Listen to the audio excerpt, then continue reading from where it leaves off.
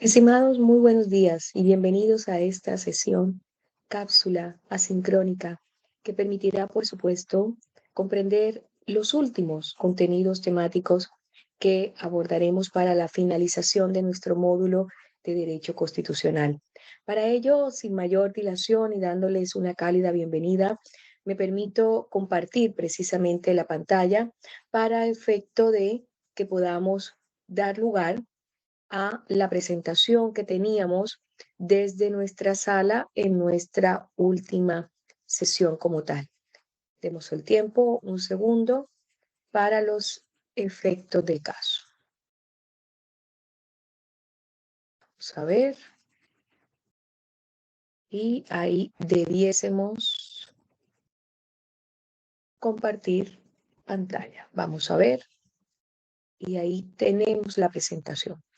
Ahí tenemos la presentación que data precisamente de lo que debemos comprender como el Ministerio Público, el Tribunal Constitucional, la Contraloría General de la República y el Tribunal Calificador de Elecciones como tal. De preferencia, vamos a tomarlo como la presentación para que sea un poco más amigable en la visual. Claramente, cuando hablamos del Ministerio Público, ya lo habíamos conversado, nos estamos refiriendo precisamente a la Fiscalía de Chile como ese órgano autónomo que de una u otra manera, a través de sus jerarquías, porque existen fiscales regionales y existe un fiscal nacional, y dentro de esas unidades regionales también existen unidades y subunidades que están compuestas por fiscales cuya función principal es dirigir la investigación de los hechos constitutivos de delito como tal. Yo les comentaba en clase puntualmente que el Ministerio Público hoy por hoy o Fiscalía de Chile claramente se concentra en este sistema acusatorio oral que el protagonista básicamente o la capacidad de decisión cobija puntualmente a el juez de garantía o en su defecto al tribunal de juicio oral en lo penal. Fiscal. El fiscal pasa a ser un sujeto procesal más, así como precisamente lo es el imputado, lo es su defensa y por supuesto las víctimas como tal. Me habían indagado de sobremanera en el aula de clase qué función o qué rol tenía el Consejo General, y el Consejo General no es más que un órgano consultivo que de una u otra manera asesora en materia de investigaciones de alta connotación, de alta relevancia a los fiscales regionales y por supuesto al fiscal nacional. Habíamos conversado también que el fiscal nacional es el jefe superior del Ministerio Público y que es el responsable de que la fiscalía funcione de la manera más imparcial posible, porque es el ente u órgano encargado precisamente de la investigación, de la transparencia que se debe suscitar en temas de delitos o hechos punibles como tal. El fiscal nacional dura 8 años en su cargo, no puede ser designado para el periodo siguiente. El fiscal nacional se abre o se nombra a partir de una quina que en definitiva es aprobada al final por el Senado, pero claramente el presidente de la República tiene alta incidencia en la elección del fiscal nacional. Habíamos también conversado cuáles eran los requisitos que de una u otra manera debían ostentar para ser fiscal nacional.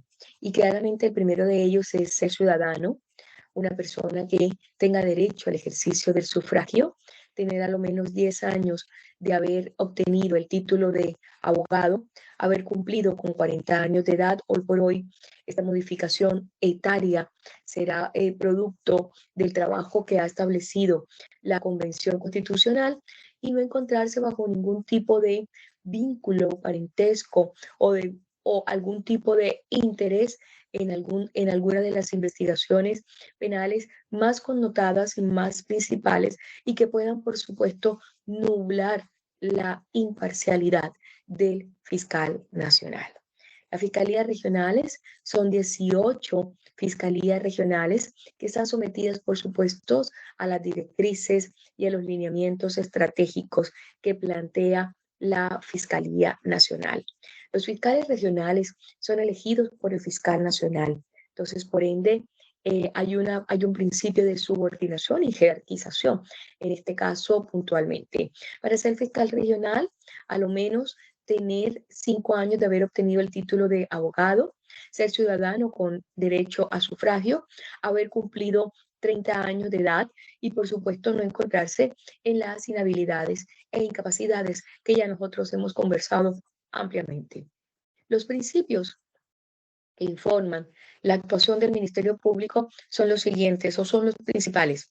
Y el primero de ellos es el principio de legalidad, cuál es precisamente la obligación que se impone al Ministerio Público de someter su actuar al mandato de la Constitución y las leyes. Es decir, el Ministerio Público, las decisiones que en él emanan o que en él se originan, va a estar sujeto a lo que se predica en la Constitución y en las leyes puntualmente.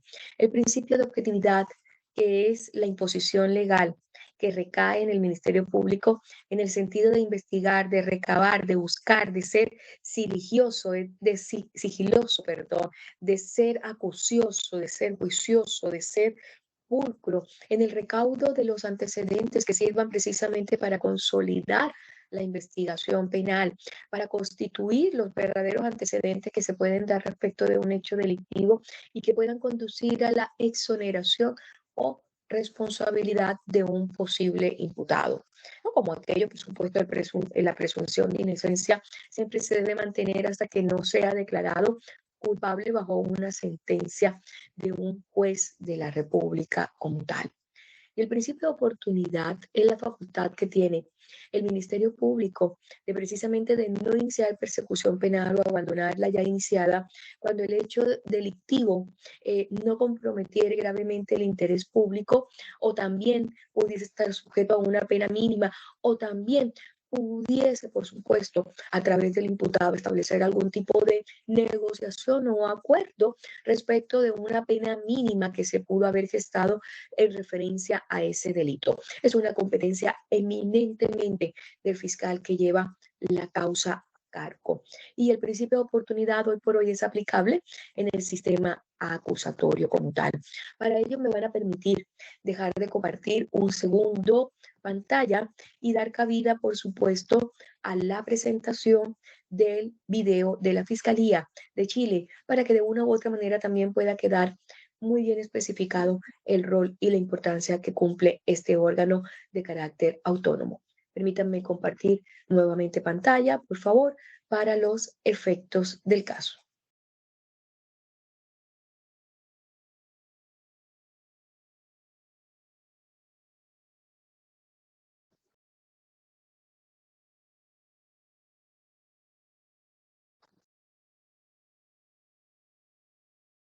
Objetivo dirigir las investigaciones de los delitos, acusar a los imputados ante los tribunales cuando corresponde y ofrecer protección a víctimas y testigos.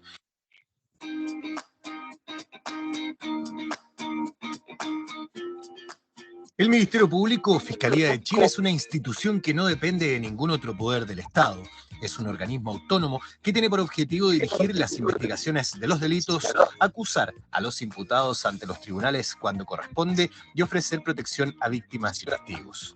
Su presencia se extiende en todo el territorio nacional a través de 19 fiscalías regionales y más de 150 fiscalías locales y oficinas de atención integradas por fiscales y otros profesionales, como psicólogos y asistentes sociales, dispuestos a entregar un servicio integral a todos nuestros usuarios. Si quieres conocer más sobre la Fiscalía de Chile, su funcionamiento, servicios y las personas que la integran, te invitamos a ingresar a nuestro sitio web www.fiscaliadechile.cl. Parece que tenemos una pequeña falla, vamos a dejar de compartir, porque de todas maneras lo que se trata es que la cápsula sea lo totalmente óptima y si, en dado caso, este enlace quedará, por supuesto, a disposición de ustedes como tal. Vamos a seguir con nuestra presentación, que de una u otra manera es importante para poder continuar con lo que pretendemos la mañana del día de hoy, y es precisamente dejar a cargo o dejar bien explicado cada uno de los órganos que componen, por supuesto, esta administración de Estado. Vamos con el Tribunal Constitucional. Y el Tribunal Constitucional data precisamente, o su existencia data desde el año de 1925. Establece por primera vez en el ordenamiento jurídico la posibilidad de que la constitucionalidad de la ley fuese controlada por un órgano ajeno al mismo Congreso Nacional y también ajeno a la Corte Suprema. ¿Por qué razón? Porque los tribunales constitucionales son los guardianes, son los custodios de las cartas políticas, y que de una u otra manera lo que pretende el tribunal es proteger que los preceptos que están contenidos en la carta política se cumplan.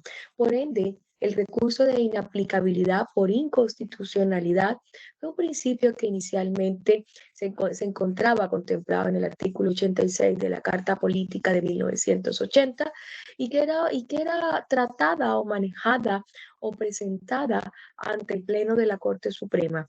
Hoy, con la existencia del Tribunal Constitucional, claramente este recurso de inaplicabilidad por inconstitucionalidad se tramita precisamente ante el Tribunal Constitucional bajo las siguientes características. En el entendido que el recurso de inaplicabilidad es una acción constitucional, constituye un mecanismo de defensa y garantía, pero un mecanismo de defensa y garantía ¿de qué o de quién? Un mecanismo de defensa y garantía para los ciudadanos, y respecto de que las normas que están próximas a salir en calidad de leyes no sean incompatibles con la Carta Política. Porque recuerden que nada en el ordenamiento jurídico debe ser incompatible frente a la Carta Política como tal. Por ende, lo que él busca es garantizar la defensa y la supremacía constitucional, ¿no? Es una suerte de órgano, es una suerte de control represivo y preventivo, en el cual se cuidan que los preceptos legales contenidos en las leyes, valga la redundancia, sean compatibles a la Carta Política como tal. Entonces, claramente, todo lo que se promulgue, leyes, decretos, tratados, deben ser compatibles a la Carta Política. El recurso de inaplicabilidad por inconstitucionalidad es un recurso que se tramita ante el Tribunal Constitucional y que tiene solamente efectos muy limitados. Los efectos muy limitados radican puntualmente respecto de esa ley que se pretende objetar como tal y que se pretende cuestionar. No tiene efecto erga omnes, es decir, no opera para todas las leyes, ni tiene efectos generales, solamente opera puntualmente de aquella. El Tribunal Constitucional, y ya también lo vamos a dejar como un enlace, dado que tenemos este inconveniente de carácter auditivo o de audio, y es que el Tribunal Constitucional es un órgano jurisdiccional del Estado chileno, es un órgano colegiado, también actúa de una manera autónoma, independiente, cuya función principal es precisamente el ejercicio del control de constitucionalidad. Está compuesto hoy por hoy por 10 miembros o 10 ministros, los cuales se ven en la obligación de la designación de un presidente, y por supuesto los demás ministros también cumplirán en sus diferentes áreas, en sus diferentes asignaciones de controles de constitucionalidad, la función principal, que es eso: custodiar y guardar la supremacía de la Carta Política. Ejercer el control de constitucionalidad de las leyes, tanto interpretativas, orgánicas, los decretos, los tratados, es la principal función que tiene precisamente el Tribunal Constitucional. Cuando las leyes pretenden ser promulgadas, deben pasar por una suerte de control de constitucionalidad, de tal manera que sea el tribunal quien valide ese examen de admisibilidad entre la posible ley a ser vigente y, por supuesto, los preceptos que están contenidos en la Carta Política. Lo mismo también sucede en el caso de las elecciones. Los decretos promulgatorios que dan por sentado a un presidente determinado pasan por una suerte de cuestiones de constitucionalidad de los autos o de los pronunciamientos que también se prediquen del Tribunal Calificador de Elecciones. Y lo mismo sucede de una u otra manera con los pronunciamientos que son los autos acordados, dictados por la Corte Suprema. El Tribunal Constitucional ejerce una suerte de control constitucional, que de una u otra manera lo que se busca es velar por la supremacía de la Constitución. A partir de la reforma constitucional del año 2005, la forma de designación del Tribunal Constitucional es la siguiente: 3 miembros elegidos por la Corte Suprema en votación secreta, 3 miembros designados por el presidente de la República, 2 miembros elegidos por el Senado, en esto por los 2/3, los famosos 2/3 como quórum general, y los 2 miembros propuestos por la Cámara de Diputados y confirmados por el Senado bajo la misma denominación de los 2/3.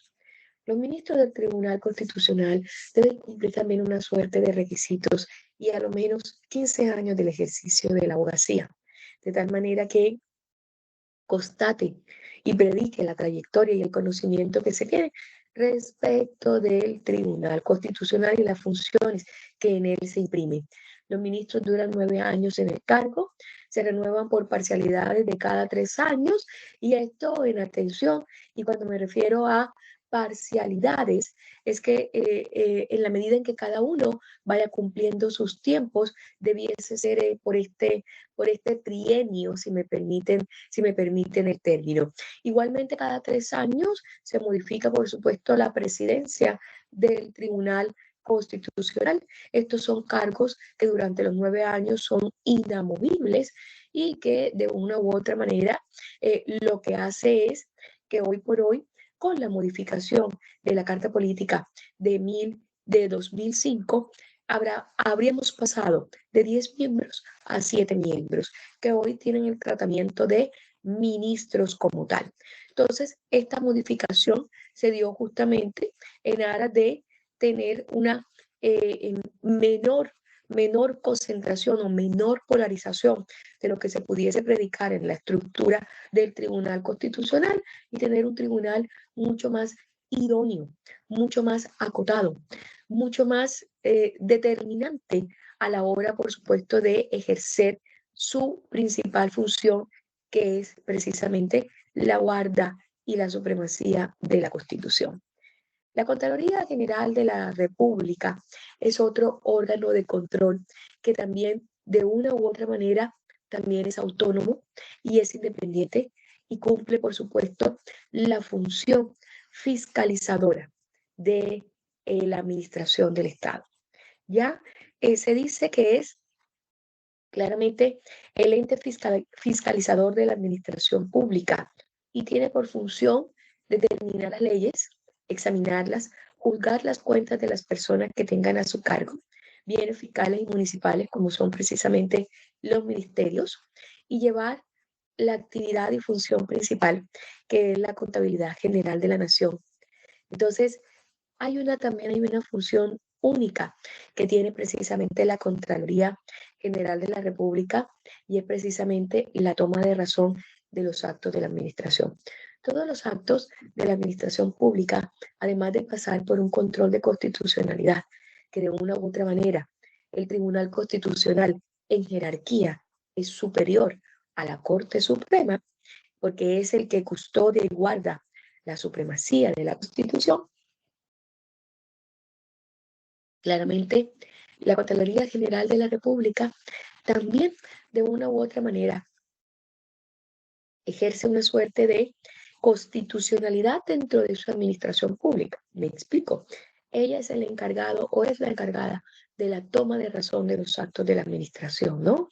Y que de una u otra manera cualquier acto, decreto o resolución que se encuentre, que sea nombrado en la administración pública, que sea nombrado por el presidente de la República, que sea nombrado o que sea ejecutado por algún Ministerio Público, debe estar conforme a la Constitución y a las leyes. Claramente, y es la toma de razón es un revestimiento precisamente de legalidad de ese acto como tal.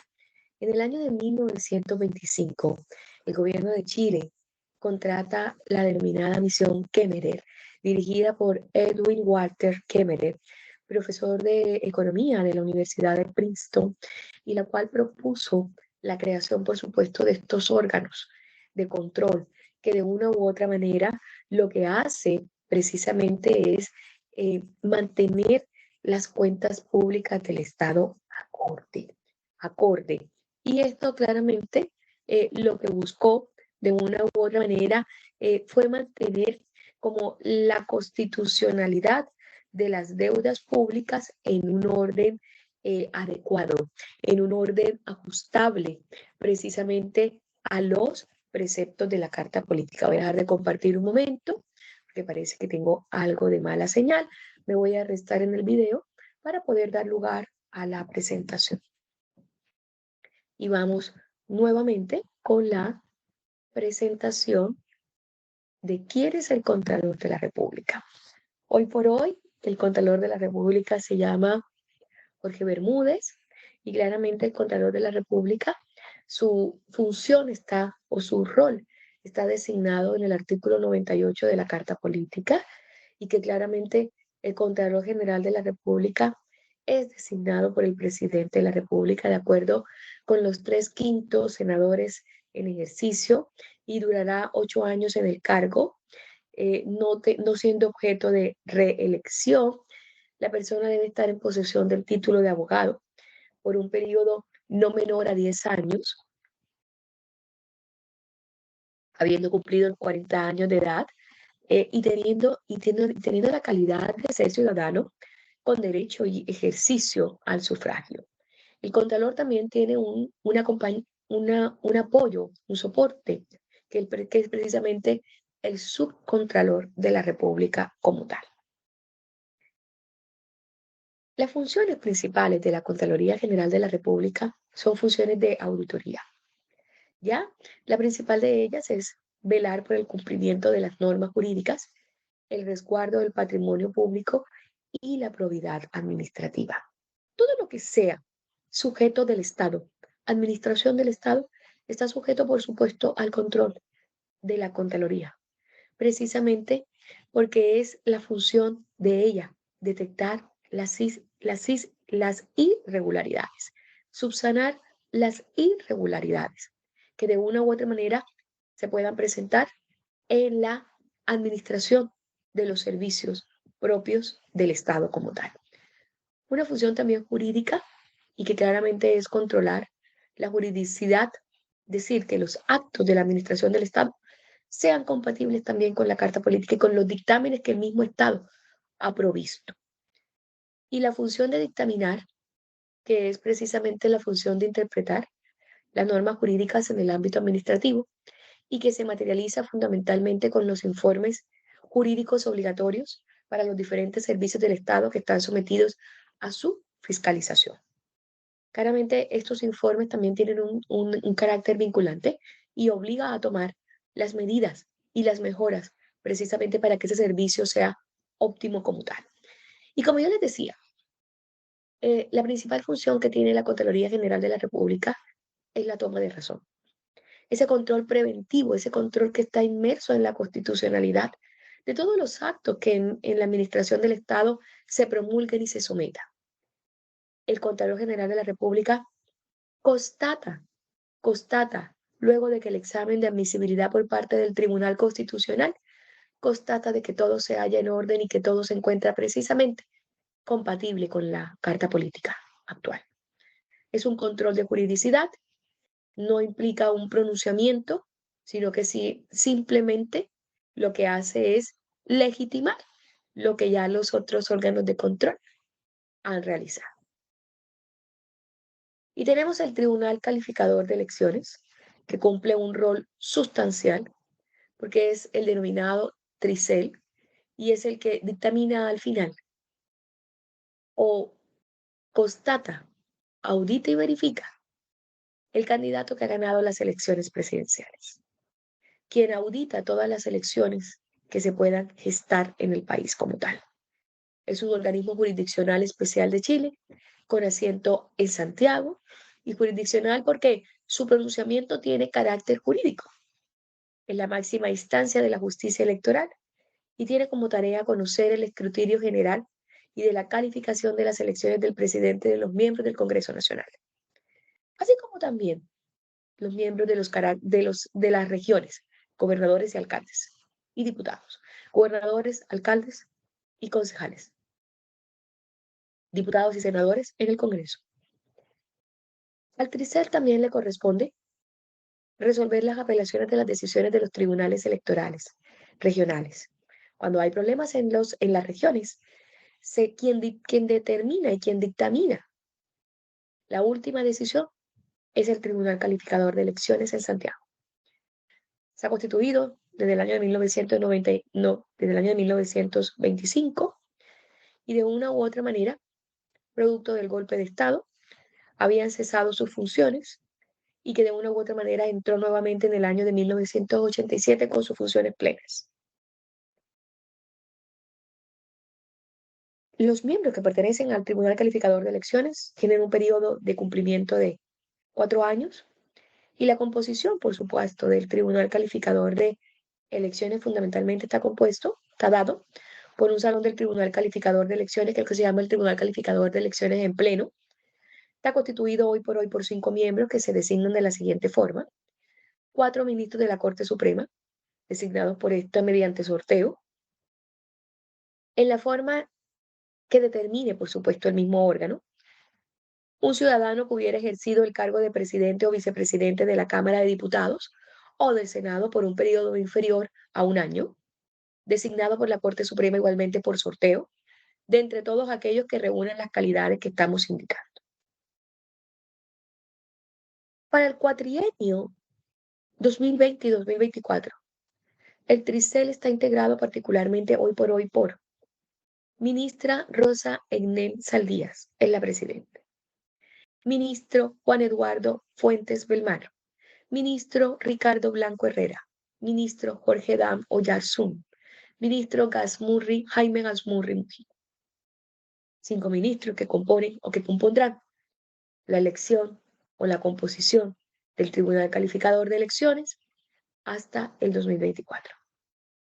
Las principales funciones son resolver los asuntos de las contiendas electorales, reclamaciones de procesos electorales, temas asociados a la convocatoria de los plebiscitos. A él se le corresponde o se le compete organizar todo lo que tiene que ver con plebiscitos y referendos.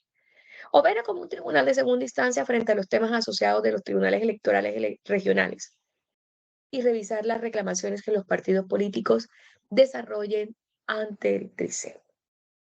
Para que un partido político pueda existir, es necesario, y permítanme nuevamente, vamos a dejar de compartir aquí pantalla, necesita ser avalado por el tribunal, vamos a ver, por el Tribunal Calificador de Elecciones como tal. Quedan a disposición de ustedes los enlaces también de complemento que por un tema de audio no pueden ser proyectados, pero que de una u otra manera también les servirá de complemento.